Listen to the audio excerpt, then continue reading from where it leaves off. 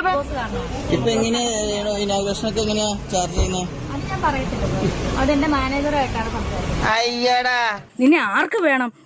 എന്റെ കൺമുമ്പിൽ എങ്ങനെ വന്ന് നീ പെട്ടുപോയാൽ നിന്നെ ഞാൻ തുപ്പു.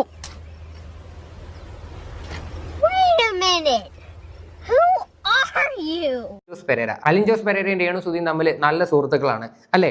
എന്നാൽ ബിഗ് ബോസിൽ നിന്ന് പുറത്തിറങ്ങിയ സമയത്ത് അലിൻ ജോസ് പെരേര ഒരു വെബ് സീരീസിന്റെ എങ്ങാണ്ട് ഭാഗമായിട്ട് ഈ രേണു സുധിയുടെ ഫോണിൽ വിളിച്ചിട്ടുണ്ടായിരുന്നു. 2 മണിക്കൂറത്തേക്ക് ഒരു ഷൂട്ടിന്റെ ഭാഗമായിട്ട് വരാൻ പറ്റുമോ, 10,000 രൂപ കൊടുക്കാം എന്നാണ് പറഞ്ഞത്. ഒരു വലിയ സംഭവം അല്ലേ? ഒരിക്കലും കരയില്ല. കാരണം നമ്മളിപ്പോ ഒരു ചെറിയൊരു വിഷമം എന്ന് പറഞ്ഞത് രേണു സുധിനെ ഞാനൊരു മെസ്സേജ് അയച്ചായിരുന്നു, രേണു സുധി ചേച്ചി. അപ്പൊ ബിഗ് ബോസ് തവണ രേണു സുധി ചേച്ചിയെ വിളിച്ചായിരുന്നു നമ്മുടെ ഷോഫി ഫാമിലിക്ക് ഒന്ന് വെച്ചിട്ട്. പക്ഷെ ഞാൻ എന്റെ വർക്കിൽ വിളിച്ചപ്പോൾ 10,000 രൂപക്കൊന്നും വരാൻ